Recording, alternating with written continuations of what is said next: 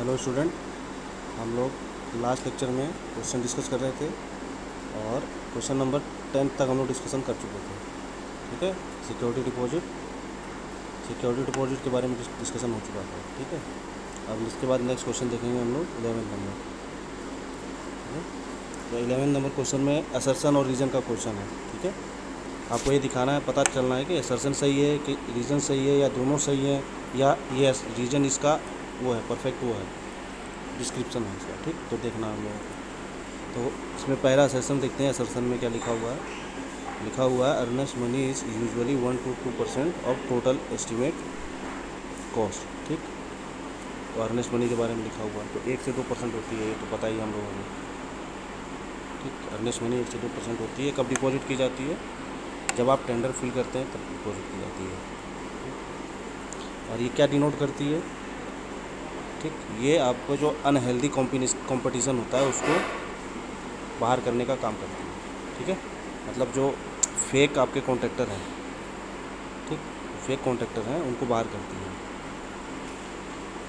ठीक है, तो ये दोनों आपके जो स्टेटमेंट हैं, असर्शन और रीजन, दोनों सही है। नेक्स्ट क्वेश्चन आपके पास है question number 12। While submitting tender by 3 envelope method which envelope contains rates amount offered by the tender. ये पूछ रहा है कि जब 3 एनवेलप वाला सिस्टम हम लोग यूज़ करते हैं टेंडर फिल करने के लिए, तो इनमें से एनवेलप नंबर 3 में आप क्या चीज़ें रखते हैं? तो टेंडर जो कॉन्ट्रैक्टर होता है इसमें अपना रेट बताता है। ठीक, रेट के बारे में नहीं, शेड्यूल रेट इसमें बताता है अपना। तो इसका ऑप्शन क्या सही हो जाएगा? एनवेलप नंबर 3 में। नेक्स्ट चैप्टर आपका फिर है स्पेसिफिकेशन से। इसमें देखते हैं पहला question, in case of beam the ratio of breadth to depth. जो बीम में आपका जो रेशियो होता है किसका बी और डी का, ठीक, कि कितना होता है जनरली 0.5 से 0.7। तो इसका ये सही हो जाएगा। अगला क्वेश्चन देखते हैं। इसमें बोल रहा है while computing machinery work no deduction are generally made. तो इसमें डिडक्शन नहीं किया जाता है अगर मशीनरी वर्क में किन किन कंडीशन में।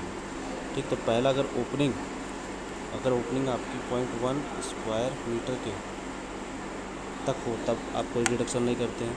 और जो बीम होती है, बीम क्या होती है, मशीनरी में जाके इंसर्ट करती हैं। ठीक, तो अगर उनकी जो साइज़ है 0.05 स्क्वायर मीटर से कम है तो भी इसको डिडक्शन नहीं किया जाता है। और बेड प्लेट अगर थिकनेस उसकी 10 सेंटीमीटर तक है तो भी आप उसमें कोई डिडक्शन नहीं करेंगे। तो इसका ऑप्शन क्या सही हो जाएगा? All of the above. ठीक है, चलिए फिर नेक्स्ट क्वेश्चन आपके पास है कि brick work is not measured in metre cube. इनमें से कौन सा ब्रिक वर्क जो होता है आपका मीटर क्यूब में मेजर नहीं किया जाता है? ठीक, तो 1 और मोर ब्रिक वर्क, ठीक है, यानी 1 से ज़्यादा मोटाई की जो आपकी ईंट होती है उसमें हाफ ब्रिक वर्क, यानी आधी मोटाई की जो दीवार होती है उसमें ब्रिक वर्क इन आर्चेस में जो ब्रिक वर्क होता है रेनफोर्स ब्रिक वर्क। तो आपका जो आधी ईंट की दीवार होती है, ठीक, उसमें आप जो मेजरमेंट करते हैं मीटर स्क्वायर में करते हैं, ना कि मीटर क्यूब में।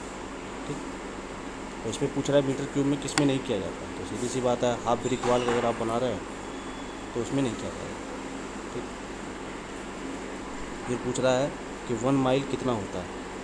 ठीक, 1 माइल कितने फीट के बराबर होता है? इसमें देखिए 1 माइल कितने फीट के बराबर होता है, ये पूछा आपसे, तो 5300 फीट के बराबर होता है। चेंज कर सकते हैं आप चाहिए तो इसको। फिर नेक्स्ट है आपका 1 किलोग्राम में कितने पाउंड होते हैं? ये भी आप डायरेक्ट याद कर सकते हैं, बट डेटा मतलब फैक्चुअल है ये question. The area measured correct nearest to. Area कितने के नियरेस्ट मेजर किया जाता है ना, कितनी एक्यूरेसी के साथ मेजर किया जाता है? तो आपको लेंथ भी बताई गई है 0.1 मीटर, 0.0 मीटर स्क्वायर में एरिया, 0.01 मीटर क्यूब में आपका वॉल्यूम मेजर किया जाता है। तो आपसे पूछा है एरिया के बारे में, तो इसका ये ऑप्शन सही हो जाएगा। ओके, फिर पूछ रहा है हॉरिजॉन्टल डीपीसी। ठीक, तो हॉरिजॉन्टल डीपीसी कहाँ पे डाली जाती है? प्लिंथ में डाली जाती है। ठीक, तो सीमेंट कंक्रीट का कितना वो होती है, थिकनेस कितनी होती है? तो 4 सेंटीमीटर थिकनेस होती है। ठीक, फिर अगला क्वेश्चन है आपके पास ये रहा, the unit of payment of fixing of glass panels और क्लीनिंग इट तो ग्लास पैनल, ये तो क्वेश्चन पहले भी आ चुका है। अगर ग्लास पैनल है आपके पास तो इसकी फिक्सिंग और इसकी क्लीनिंग कौन सी यूनिट में मेजर की जाती है, ठीक, कौन सी यूनिट में मेजर की जाती है। तो आपको पता है इसकी फिक्सिंग और इसकी क्लीनिक नंबर में मेजर की जाती है, ठीक, उनके नंबर मेजर किए जाते हैं। फिर है कि डीपीसी की यूनिट की मतलब सबको पता होनी चाहिए कितनी होती है, मीटर स्क्वायर होती है। Flooring measurement are taken on the basis of unit area, ठीक है, इकाई एरिया में मेजर किया जाता है आपका, ठीक, यानी मीटर स्क्वायर में मेजर किया जाता है फ्लोरिंग आपकी, ठीक। Task work for brick work machinery, तो आपका इसमें मेजर किया जाता है 1 to 1.5 metre cube per day, यानी एक आदमी का, एक वर्कर का एक दिन का ये टर्न आउट है, ठीक। फिर अगला क्वेश्चन आपको पूछ रहा है while specification the following principle shall be adopted. तो अगर स्पेसिफिकेशन के प्रिंसिपल देखे जाएँ तो डिस्क्रिप्शन ऑफ मटेरियल ये आपको पता होना चाहिए, वर्कमैनशिप पता होना चाहिए, ठीक। फिर प्रोटेक्शन ऑफ न्यू वर्क पता होना चाहिए, क्लॉजेज ऑफ स्पेसिफिकेशन ये पता होना चाहिए, ठीक, एक्सप्रेशन ये पता होना चाहिए। तो इसमें से कौन सी चीज़ें पता होनी चाहिए आपको, 1 2 3 4 सबकी सब पता होना चाहिए।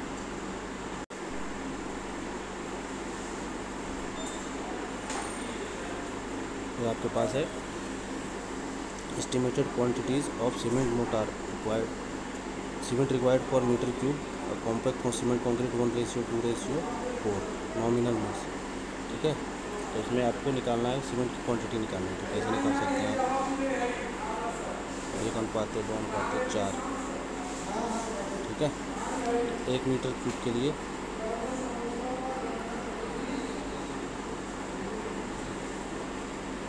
कैसे निकाल सकते हैं आप उसको। अब 1 मीटर क्यूब में कितना सीमेंट कॉन्क्रीट अगर ड्राई चाहिए आपको तो 1.54 मीटर क्यूब आ जाएगा, ठीक।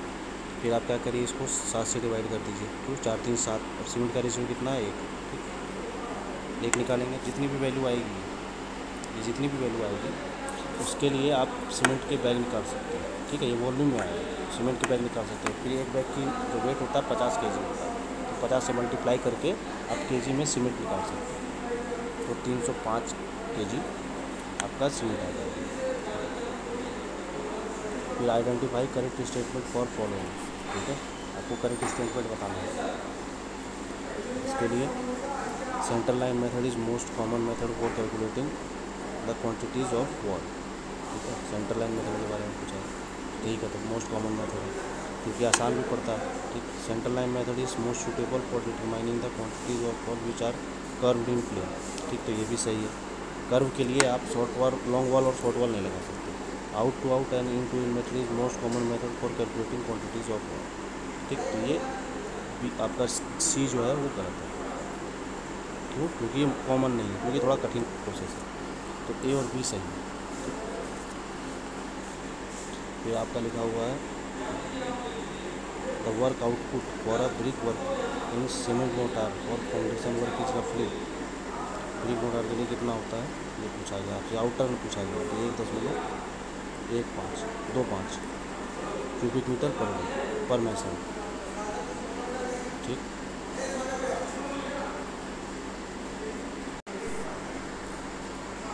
नेक्स्ट क्वेश्चन क्या था आपका, नेक्स्ट क्वेश्चन 1.25 फिर था कि आर्च की में क्वांटिटी कैसे निकाली जाती है, ठीक, मशीनरी वर्क की। तो कैसे निकाली जाती है, मीन लेंथ ऑफ आर्च लेते हैं आप, ठीक। फिर ब्रेड्थ ऑफ वॉल लेते हैं और थिकनेस ऑफ वॉल। फिर क्या पूछा है, estimate which of the following using PWD में कौन सा मेथड यूज होगा, ठीक। पीडब्ल्यूडी में long wall short wall method use होगा, ठीक है। ये गलत दिया हो रहता है कई बुकों में, ठीक, कई बुकों में सेंटर लाइन दिया रहता है जो कि गलत है, ठीक। फिर क्या आपके पास the service area in a building means that occupy the service area in a building means the area occupied by stairs, ठीक है। सर्विस एरिया ये है, ठीक। सर्विस एरिया मतलब एक जगह से दूसरी जगह जाने के लिए जो आपको सुविधा प्रदान करें, ठीक। फिर क्या है, was the DC stand for building DC rules, ठीक है। तो डेवलपमेंट कंट्रोल्स, ठीक। तो जो बिल्डिंग डीसी रूल्स होते हैं उसमें डेवलपमेंट में जो रोक लगाई जाती है उसी का मतलब होता है DC, development controls. The centre line method is specially adopted for estimating hexagonal, circular, rectangular, किसी भी तरह के शेप के लिए आप सेंटर लाइन मेथड का इस्तेमाल कर सकते हैं, लेकिन लॉन्ग वॉल शॉर्ट वॉल के लिए ऐसा नहीं है। फिर क्या है, useful part of livable area of building is also known as carpet area. तो जो यूजफुल पार्ट होता है आपके बिल्डिंग का, ठीक, या फिर जो लिवेबल पार्ट होता है उसको कहते हैं कार्पेट एरिया, ठीक। जैसे रूम का एरिया, ठीक, रूम का भी फ्लोर एरिया, ठीक, क्योंकि फ्लोर एरिया में ही आप रह सकते हैं। फिर क्या पूछ रहा था, number of cement bag required for to produce 20 cubic metre of compacted concrete with the concrete mix having cement factor is 5, ठीक। तो ये क्वेश्चन पूछ रहा है आपसे, क्वेश्चन नंबर 10। तो उस क्वेश्चन को कैसे सॉल्व कर सकते हैं, जैसे दिया उसका सोल्यूशन मैं इसी में बता देता हूँ। तो आपके पास सीमेंट कॉन्क्रीट है 20 मीटर की, ठीक। इसको पहले तो ड्राई में चेंज करना पड़ेगा, तो ड्राई के लिए फैक्टर 1.54 का इस्तेमाल कर सकते हैं। तो कितनी हो जाएगी 30.8, ये ड्राई है, ठीक। आपको क्या सीमेंट शेयर कितना मानना, 5, ठीक है। तो आप क्या करिए, मान लीजिए 1 अनुपात है, 2 अनुपात है, चाहे कुछ भी मान सकते हैं। इसको 5 से मल्टीप्लाई कर, यहाँ 5 लाने के लिए क्या करेंगे, 5 से मल्टीप्लाई कर देंगे, ठीक। 5 से मल्टीप्लाई कर लीजिए तो ये प्रोपोर्शन बन जाएगा 5, 10, 20, ठीक। तो कितना हो गया 30, टोटल का समेसन हो गया 30, सॉरी 35, ठीक। 10, 20, 30 और 5, 35, ठीक। तो आपके पास कितना था cement, 30.8 divided by 35 multiply by 5, तो कितनी आ जाएगी 4.4। हमको पता है कि 1 क्यूबिक मीटर में आपके 30 बैग्स होते हैं सीमेंट के, तो 4.4 में कितने बैग हो जाएंगे, तो मल्टीप्लाई कर दीजिए, ओके। तो निकल आएगा। Long wall short wall method estimation, the length of long wall is centre to centre distance between the wall and half width of wall each side, ठीक है। तो हाफ वॉल अगर सेंटर टू सेंटर लेंथ निकालिए और दोनों side की आधी आधी मोटाई को जोड़ दीजिए दीवार, ठीक। तो इसका ऑप्शन सही हो जाएगा। ये पूछ रहा है the area of building not include in plinth area, plinth area में क्या चीज़ इंक्लूड नहीं होती, तो कैंटिलीवर जो पोर्च एरिया होता है वो आपका इंक्लूड नहीं होता। ये पूछ रहा है 1 cubic metre cement concrete proportion with stone chips 1:2 required cement bag, तो सीमेंट बैग निकालना है, आपको बताइए 1 मीटर क्यूब है तो 1.54 हो जाएगा, समेसन 7 है इनका, ठीक। सीमेंट निकालनी है आपको, तो इनसे मल्टीप्लाई कर दीजिए, जो भी वैल्यू आएगी ये किस में आएगी, क्यूबिक मीटर में आएगी, ठीक। हमको पता है कि 1 मीटर क्यूब में, ठीक, कितने बैग होते हैं, 30 बैग होते हैं, ठीक। तो इसमें कितने बैग हो जाएंगे, उसको 30 से मल्टीप्लाई करने लगा, ठीक। तो आपको मिल जाएगा 6.34 बैग।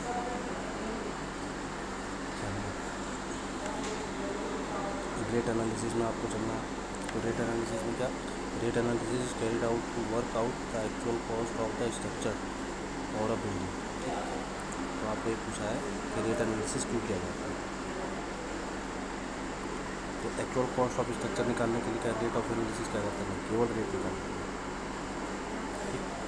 फिर पूछा था rate analysis carried out to revise the schedule rate, तो हाँ हो सकता है, जैसे शेड्यूल रेट मान लीजिए, शेड्यूल रेट मतलब जो PWD आपकी जारी करते हैं, ठीक, 2018 में बना। अब इसको रिवाइज करने की ज़रूरत है, तो आपको क्या करना पड़ेगा, दोबारा रेट एनालिसिस करना पड़ेगा और इसको रिवाइज करना पड़ेगा। इसका ऑप्शन क्या सही हो जाएगा, इसका ऑप्शन ए फॉल्स और R2, तो इसका ऑप्शन सी सही हो जाएगा, ठीक। ये अगला क्वेश्चन आपके पास, the rate of particular item of work depends upon, rate किस पर डिपेंड करता है, specification of work and material इस पर डिपेंड करता है, क्वांटिटी ऑफ मटेरियल रेट इस पर भी डिपेंड करता है, लोकेशन साइट पर भी, प्रॉफिट ओवर रेट सब पे डिपेंड करता है, तो ये भी सब पे डिपेंड करता है, ओके। फिर है to determine the current rate, purpose of rate analysis क्या है, तो to determine the current rate, ये भी सही है। To examine the viability of rate offered by contractor ने जो रेट ऑफर किया है उसकी एक्यूरेसी चेक करने के लिए, उसकी वायबिलिटी चेक करने के लिए, ये भी सही है। To calculate the quantity of material and labour expense required for project planning, ये भी सही है। To fix labour contract rate, ये भी सही है। तो ए बी सी डी सब सही है।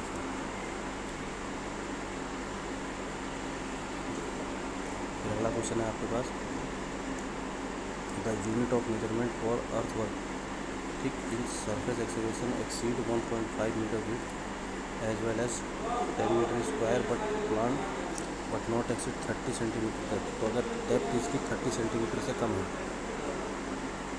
ठीक, तो आप इसको स्क्वायर मीटर में मेजर करेंगे, ठीक। पूछ रहा था cross section area, cross section area of at one end, cross section area at one end 7 metre square दिया हुआ आपको, अदर एंड 9 मीटर स्क्वायर दिया हुआ आपको। इन दोनों के बीच में डिस्टेंस आपको दी हुई है 6 मीटर। ठीक, एरिया ऑफ मिड सेक्शन आपको दिया हुआ है 8.5। ठीक, वॉल्यूम निकालना प्रिज्मोइडल फॉर्मूला, प्रिज्मोइडल फॉर्मूला लगा दीजिए, कितना होता है D/6। ठीक, पहला area last area plus 4 M, तो ये एरिया इस फॉर्मूला लगा सकते हैं। तो आपको डी की वैल्यू कितनी दी हुई है, डिस्टेंस दिया हुआ है। ठीक, दोनों सेक्शन के बीच में कितना 6 मीटर, तो 6 डिवाइडेड बाई 6 7 9, और बीच का एरिया कितना 4 × 8.5, तो निकाल लीजिए 50 मीटर क्यूब, 50 मीटर क्यूब आ जाएगा आपको। The nominal lead lift allowed for the earthwork in excretion, तो 30 मीटर आपकी लीड होनी चाहिए और 1.5 मीटर आपका लिफ्ट होना चाहिए। PWD के अनुसार ये जो लीड है आपकी ये 50 मीटर होती है, ये भी ध्यान रखना आपको।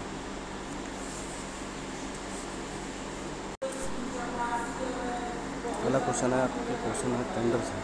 ठीक है, टेंडर से क्वेश्चन है पहला, पूछ रहा है कि following document will not require drafting the tender, तो nature of work and its location, ये तो चाहिए, ये तो आपको बताना पड़ेगा। एस्टिमेटेड कॉस्ट भी बतानी पड़ेगी आपको। मोड ऑफ सबमिटिंग टेंडर, मतलब मोड ऑफ सबमिटिंग, या मॉडर लिखा हो गलती से। ठीक, और मोड बताना पड़ेगा, कैसे ऑनलाइन या ऑफलाइन कैसे जमा करना है। ठीक, schedule A of proposed work, ठीक है, तो ये गलत है आपका, डी गलत है। ठीक, ऐसा कुछ डॉक्यूमेंट नहीं करता। A property whose owner is an absolute possession of a property and the owner can utilize the same in any manner he likes subjected to the rules and regulation of the government local authority is known as, अगर मान लीजिए आपके पास कोई संपत्ति है और आप उसको किसी भी तरह से जिस रूप में चाहें वैसे यूज़ कर सकते हैं गवर्नमेंट के नियम कानून के हिसाब से, तो उसको कहते हैं फ्री होल्ड प्रॉपर्टी, यानी आपका उस पर एकमत अधिकार है।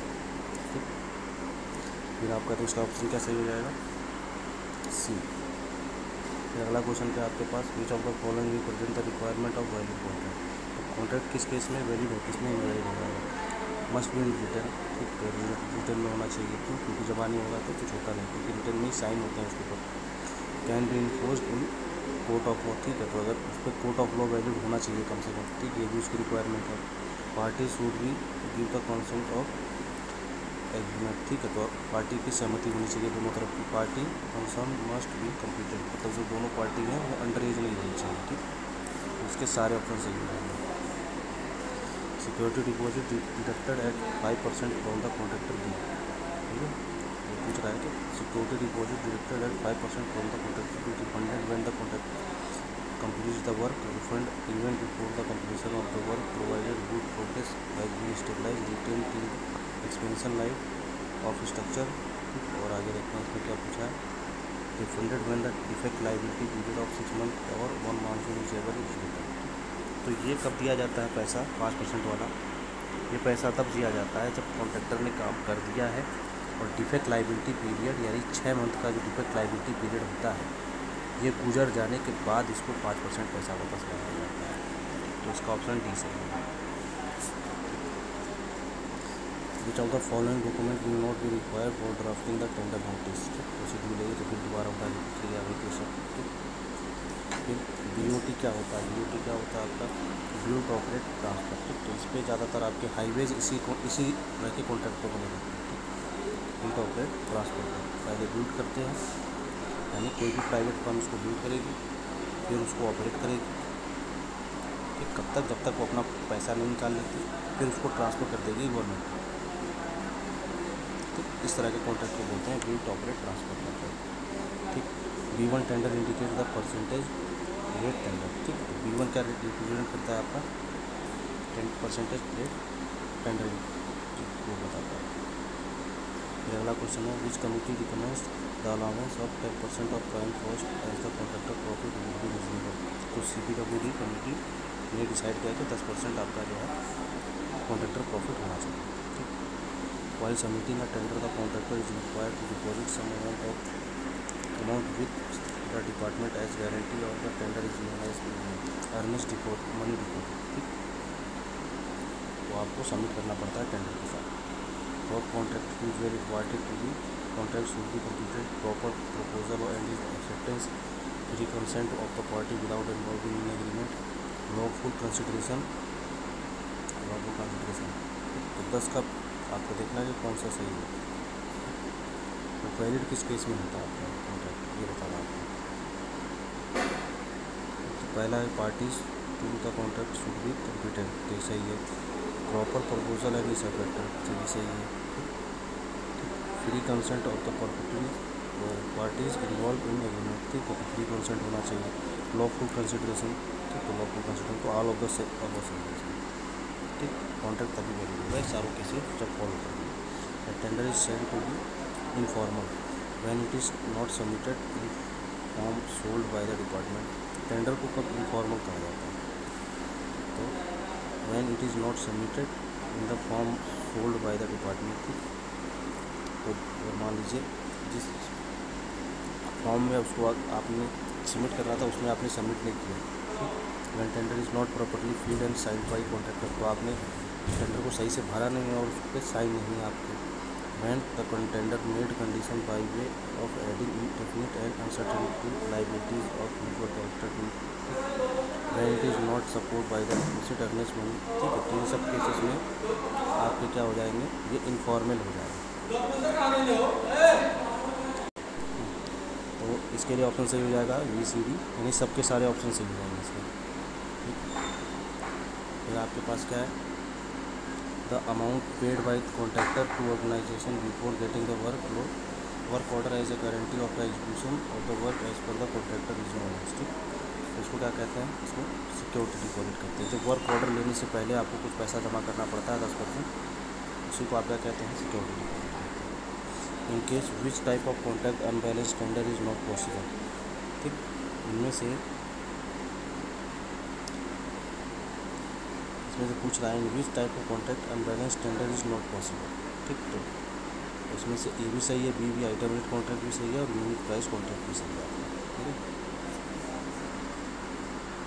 फिर पूछ रहा है विच of the following type of contract is use for execution of large work finance by the public, तो परसेंटेज रेट, तो ये बड़े के लिए परसेंटेज रेट कॉन्ट्रैक्ट ही यूज़ कर रहा है। फिर आपका है वैल्यूएशन, तो आप वैल्यूएशन के कुछ क्वेश्चन देख लेते हैं हम लोग। Annual income from the property is 25,000, the capitalise value of this property for prevailing rate of interest. तो आपको क्या पता चल, आपको बताना कैपिटलाइज कॉस्ट, ये कैपिटलाइज वैल्यू कैसे बताते हैं, आप ईयर परचेज को मल्टीप्लाई करते हैं एनुअल इनकम से, ईयर परचेज 100 12.5 मल्टीप्लाई बाई 25, तो 12 25 8 इंटू 25, ये आपका 2, आपका बी ऑप्शन सही है। ईयर परचेज को मल्टीप्लाई कर दीजिए एनुअल इनकम से, तो आपको कैपिटलाइज वैल्यू मिलेगा, ठीक। विच of the following asset will fetch more money from market, तो इसमें से कौन सा जो आपको है मोर मनी फेच करके देगा, ठीक है, मार्केट से आपको ज़्यादा मनी फेच करके देगा, निकाल दीजिए। अगला क्वेश्चन है कि निम्नलिखित में से कौन सा जो आपको एसेट है, वैल्यू ऑफ एसेट है, वो आपको ज़्यादा वैल्यू अटेंड करके देगी मार्केट से, तो सेंटीमेंटल वैल्यू, ठीक। तो लोगों के सेंटीमेंट जुड़े रहते हैं, तो इसलिए लोग हायर वैल्यू के उसको या तो बेचते हैं या हायर वैल्यू को उसको खरीद लेते हैं, ठीक। दोनों ही केस हो सकते हैं। The method of valuation of building, तो बिल्डिंग के वैल्यूएशन के मेथड कौन कौन से हैं।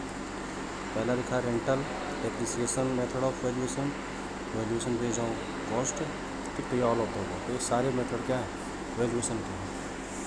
फिर पूछ रहा है building was constructed 20 year ago at 50,000 rupees, the estimated life of the building is 90 year, ठीक। What is the present value of the building with straight line, ठीक। तो आपको पूछ रहा है कि बिल्डिंग 90 साल है उम्र, यानी एन की वैल्यू, ठीक। और बिल्डिंग कितने रुपये में बनाई गई थी, 50,000 रुपये में, यानी एस की वैल्यू, ठीक। तो सी की वैल्यू, सॉरी एस की वैल्यू 10% होगी तो कितना हो जाएगा इसका 50,000 का, यानी 5,000 का।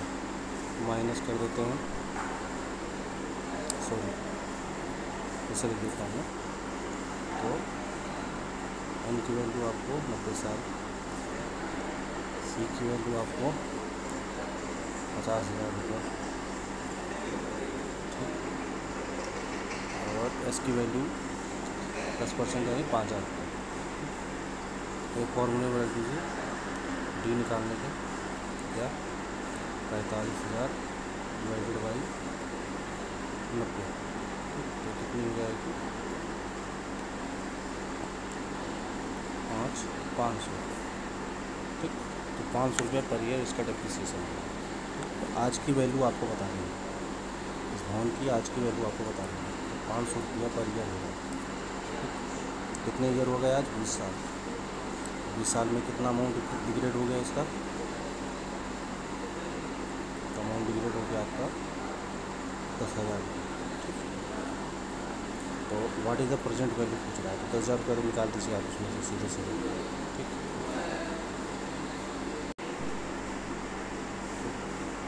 सैलरी वैल्यू की डिफिनेशन पूछ रहा है आपको 6 नंबर।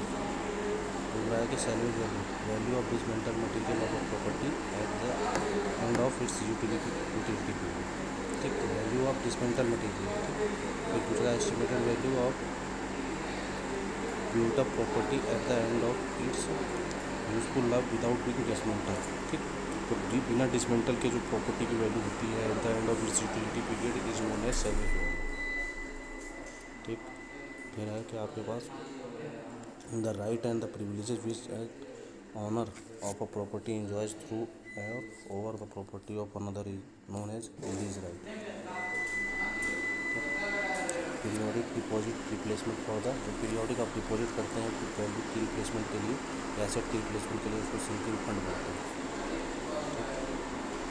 ये पूछा जा रहा है सिंकिंग फंड क्या है, एक तरह का सिंकिंग फंड क्या है? Part of a money kept reserve for additional structure, providing additional structure and structure modification.